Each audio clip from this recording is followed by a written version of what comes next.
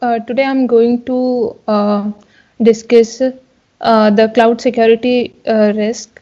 Okay, so before that, moving to the security part, I would explain the concept of cloud quickly. We are going to cover the basic concept of cloud computing and cloud service model, cloud deployment model, and then we'll move to the cloud security risks, which are listed by the top 10. Okay, so firstly, basically, what is cloud? So, cloud is nothing but move your IT infrastructure and to make your services available over the internet. And you can do this using the pay as you go model, pricing model. So what does it mean by that? You need to pay only for those resources which you are using.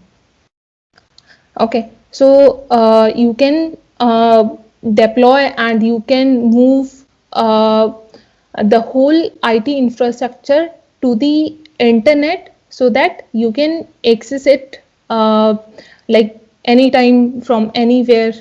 So what is what would be the difference? Okay, so firstly, if I talk about the common benefit, so the organization cost would be reduced, manpower would be reduced, okay, and plus your accountability would be reduced by moving your resources to the cloud.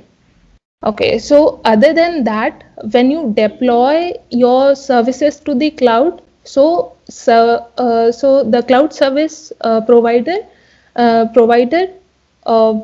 would uh, ensure like the reliability, scalability, and elasticity and disaster recovery for your resources. So what does it mean by the reliability? So when you take the cloud services from any of the cloud service provider, so they would ensure the downtime of your services or any application.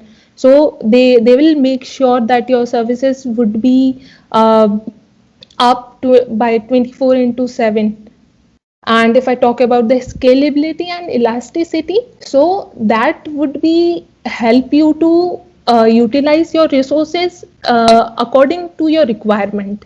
Means you can scale up your resources utilization, and you can scale down according to your utilization and according to your requirement. And of course, disaster recovery would be there. It is ensured by the cloud service provider that your data would be safe at any cost. Okay, so if we talk about the service model, we have the different service model according to the requirement and according to the users. Like it is based on the classification of users. So for example, if I talk about the software as a service, so in this category, users just need to use the cloud services directly. They can use the cloud services directly, like they need not to take care of any application, database, or network, anything. So they can directly use the cloud services. And if I talk about the platform as a services, so this is mostly used by the developers.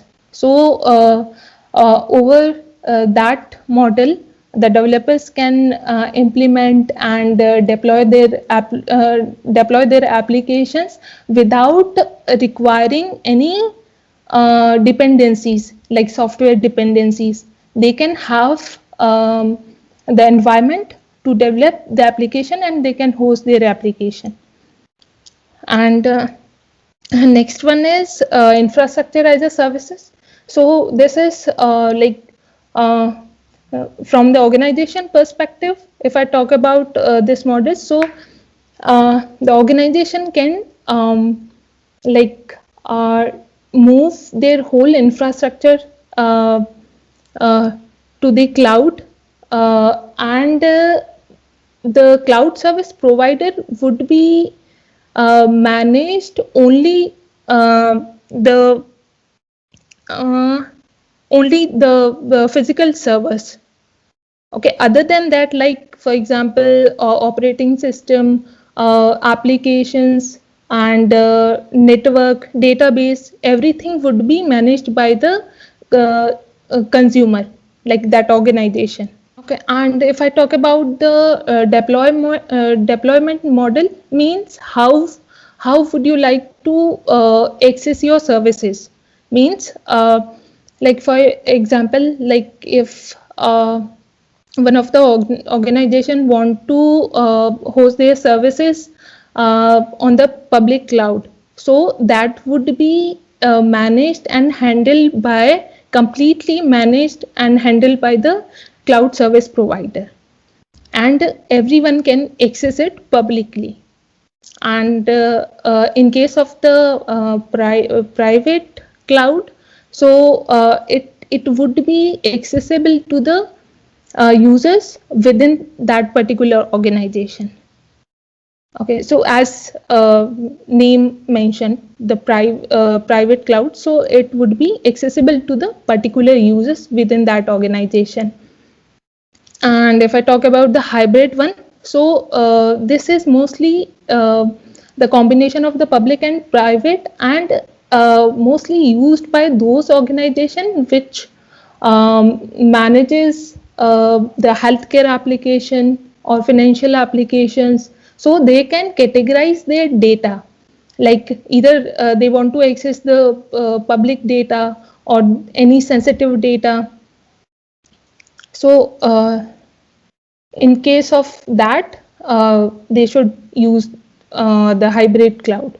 So let's move to the we talk about the advantages of this cloud computing technology. So every technology, like as we know, every technology has a pros and cons. So for the cloud, OWASP has listed out the different security risk for the different areas of the cloud. Okay, so first, if we talk about the accountability, so accountability is nothing but the shared responsibility. Okay, so before, like while deploying the application to the cloud, the organization or the end user must aware about the accountability for the each component for which they are like going for the particular cloud service. Either it is a infrastructure or platform or the software as a service. So these this service model has categorized the responsibilities like according shared responsibilities for the cloud consumer and the cloud providers on the basis of the service model. Okay, so if I talk about this infrastructure as a service, so other than this virtualization, server storage, and network, so these components would be taken care by the service provider, and other than that, everything would be managed by the cloud consumer. And in case of the platform as a service, application and data storage would be managed by the cloud consumer, and rest would be handled by the cloud provider. And in case of software as a service, everything would be managed by the cloud provider. So like user just need to provide the data, and like everything would be like managed and take care of their data, and how the accessibility of data and everything like would be managed by the service provider. So the point is in this risk factor is like when any organization is going for the cloud deployment, so they must have the transparency between uh, between the cloud service provider and the cloud consumers. Okay, so like what would be managed by whom, and how their data would be managed, and how their data would be stored, and where their data would be stored. So they should know their accountability. Okay, so in case of traditional infrastructure, everything is like in previous slide we can see. In case of the traditional infrastructure, so everything would be managed by the company itself, or like each and every component would be managed, and their responsibility would be taken by the organization itself. Okay, but in case of the cloud, it would be shared. So, and if I talk about the data risk, so it is basically the cloud consumer must know that how their data are stored, and how their data is processing, and where their data is stored. So everything like location, in what form of data they are storing, so everything would be known by the cloud consumer about their data. And next one is user identity federation. So if any organization is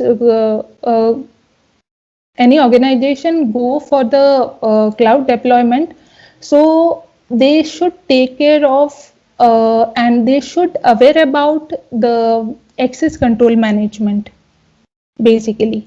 And what does mean by the access control? This is basically the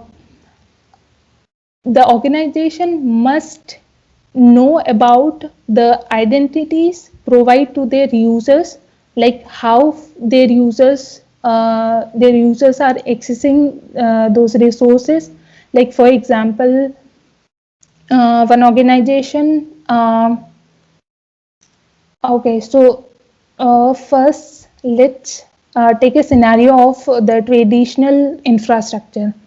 Okay, so for example, like one employee of any organization using 20 to 30 softwares, different softwares. Okay, so for that he might or might not using the different credentials. Okay, so at that time, but the access range would be limited within the organization in case of the traditional infrastructure. Okay, so that particular employee would not be able to access those resources outside from the outside of that organization. Okay, but if those that company deploys their resources to the cloud, so in that case they must handle their users identity properly, and they must maintain the access management solutions, and access control policies. So this is basically before moving to the cloud, and to allow their users to access the resources over the cloud, they must maintain the access control for the each user. So for that, like for example, they can use the SAML or OpenAuth. Okay, so next one is regulatory compliance. So when any organization wants to move to the cloud, okay, so they must have the transparency between the cloud provider and that organization, that uh, in which location their application is deploying, okay, and uh, the compliance policies, what compliance policies they have. So basically, like, as the different countries have the different compliances, so what regulatory compliances that the service provider having, and how they maintain their compliance policies, either they are audited or not. So everything must be known by the cloud consumer. So business continuity and resiliency, it is all about the sorry, it is all about the availability of the resources of any organization. Okay, so the cloud consumer or any organization like must have asked for the recovery plan, and the penalty documentation for the downtime of their services. So they should aware about like how they take the recovery in case of any natural disaster, okay, and after what interval they take the recovery of data or backup of the data, and what security standards they are following, or any regulatory standards they are following. So and plus they must ask about this business continuity standards. So everything should be like documented, and everything should be shared with the shared by the cloud provider with the cloud consumers, like how they manage the data in case of the disaster incidents, and what like certifications they have for the business continuity. So yeah, this is all from my side, and Mayuresh will continue the presentation. User personal data mined or used or sold without the user's consent. So basically R5 basically describes the end user data, whether it is used or sold. Like as we have seen, the most of the data is being sold to the tech giants like the Facebook or the Google, or maybe other. Also the end user should be ensure whether the user data is transferred without his or her knowledge outside the jurisdiction. So let's take an example. If you are in the Europe, so GDPR is being followed. So if the user data is being outside the Europe, then it will not be compliant with the GDPR. So cloud providers can use the data but with the user's consent, and there should be a transparent policies for the same. So cloud service providers should provide an opt-out feature for the privacy reason. If the user doesn't want to share any data with the cloud service provider, then there should be opt-out feature. Yes. Next slide. And data integration, data transmission between the end user and the cloud data center, and the protocol enforced while transmission. So basically, service and the data integration. The cloud service provider should transmit the data from the cloud data center to the end user in a like safer way. They should implement the latest and the safest protocol, that is the SSL and the TLS latest one for the data transmission for back and forth. Yes. Next slide. Multi-tenancy and physical security.